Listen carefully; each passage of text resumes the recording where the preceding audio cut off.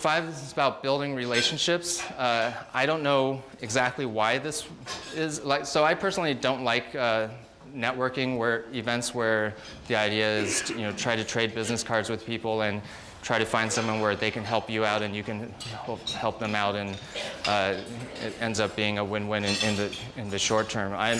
I'm really just more a fan of just trying to build relationships just because you're interested in someone as a person, and they don't even necessarily need to be from the business world.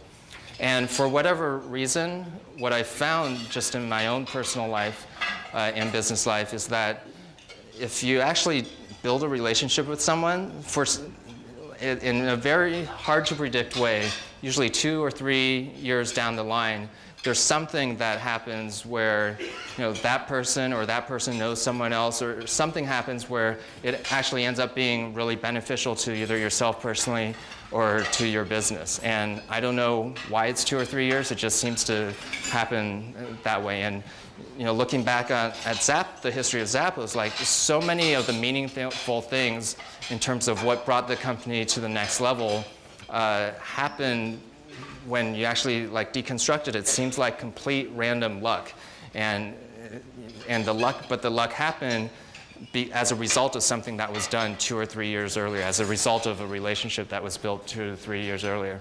So this was something that I don't know why it works, but it does. And if you're actually just interested in people as opposed to what can they do for you. I was recently at an inauguration where Al Gore spoke and said, if you want to go quickly, go alone.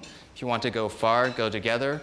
Another thing that I would do differently if I had to do Zappos all over again is I would hire more slowly and fire more quickly, because I know especially in the early days it's so tempting to just try to hire warm bodies to fill the seats, because there's so much work that needs to be done, and it seems like anyone is better than no one, when actually especially in the early days, if you make a bad hire, that can really just send your company in the wrong direction and possibly have an effect that you may not be able to recover from, especially if you're not the type of company that is good about firing people. And firing people is always a very tough thing to do.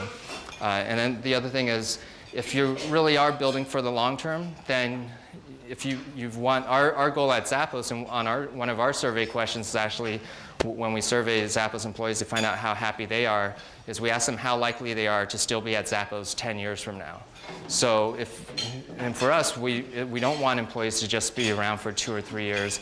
We want them to be around for hopefully the rest of their lives. And so the only way that's going to happen is if they feel like they're growing and developing on an ongoing basis. And so one of the things that we've done at Zappos is we've really invested in training and developing employees on an ongoing basis, so that someone can start out as an entry-level employee and then over a 5 to 7 year period end up becoming a senior leader with the company, and then also still continue to learn and grow and develop beyond that.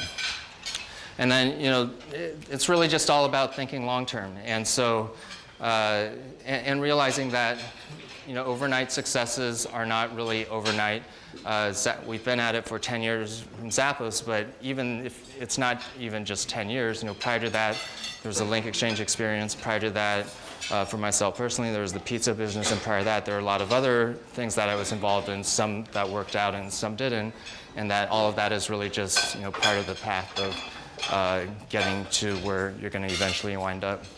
So wanted to take a quick step back and ask you guys to think about a question, which is, what is your goal in life, just yourself personally? And if you think about it, or you ask different people, they'll give different answers. Some people will say they want to grow a company or get a job or get a boyfriend or girlfriend. You ask them why, and then they'll give different reasons, like, well, then I can make money.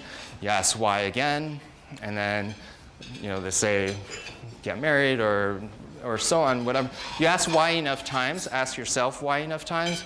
I think for most people it actually all comes down to the same answer, and that's people are ultimately just seeking happiness in life. And they may have different ideas of what makes them happy, but the ultimate goal of everything is happiness. So this is something that I've personally been interested in over the past year or so. I've been doing a lot of research on the science of happiness. So I'm not talking about the kind of Tony Robbins, like, just think positive and you'll be happy, but actually, there's an actual science behind happiness. Just like, and it's one of those things where, through all the research, the consistent thing has been that people are very bad at predicting what will actually make them happy. Most people think, once I get X, then I'll be happy, or once I achieve X, then I'll be happy. But if you look at the happiness levels of lottery winners, for example, look at it right before they won the lottery and look at it a year later, their happiness level is usually about the same or maybe even a little bit less. And so, whereas if you ask most people, would you be happy a year later if you won the lottery, most people would say yes. And so, for me, the reason I got interested in this was because, people are bad at predicting what will make them happy, and yet people don't really think much about it. They just think, I know what will make me happy. And I guess the analogy I use, it's kind of like training or running a marathon. Like, if you were everyone here knows how to run, but you wouldn't just go run around on your own and then think that you'd be able to run a marathon the best you could a few months from now. There's actually a science behind running, and you either need to get a coach or do the research on your own. And so I think there's the same thing is true for happiness. So I just wanted to share, there's a science behind many of the things that you're doing in terms of business. And you're always learning about whether it's through research or reading or so on. There's science behind a lot of things in business in terms of customer acquisition, et cetera. What if the ultimate goal of everything is to be happy? What if you just devoted, I don't know what the right percentage is, but a small percentage of your time to actually learning about the science of happiness, and how much happier could you actually be if, like there's this whole thing of different things that people are trying to do in order to achieve happiness. What if through research you could actually just find a shortcut and avoid all that extra work to get to the happiness part?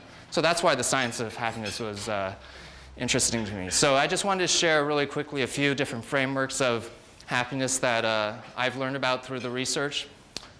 First is that happiness is really just about four things. It's about perceived control, perceived progress, connectedness, vision, / meaning being part of something bigger than yourself.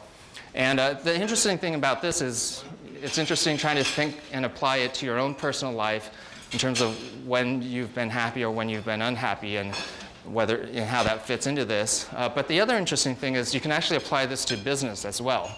So for example, for perceived progress, when we hire people into our merchandising team, it used to be that they would join as a merchandising assistant, do that for 18 months, get certified, pass certain tests and so on, and then become an assistant buyer for 18 months and do all that, get certified, and then afterwards they would become a buyer, which is kind of a significant thing at Zappos. So it took 3 years to become a buyer at Zappos.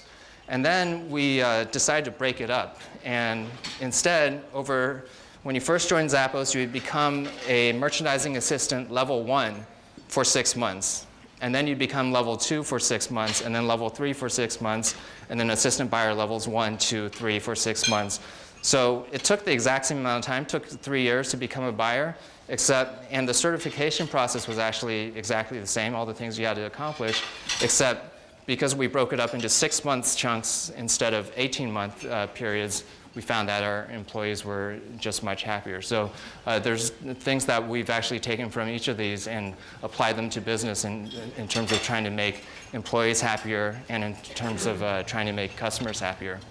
Another framework is Maslow's hierarchy. There's a book called Peak by Chip Conley, and he actually reduces it into 3 levels. But basically, for employees, for example, he talks about at the bottom level, employees think of their work as a job, and then the next level, career, and then the next level is calling. So our whole goal at Zappos for employees is we try to make sure we don't have employees there that are there just for a paycheck, and get them to go from job to career to calling. And then he does a similar thing for both investors and customers as well.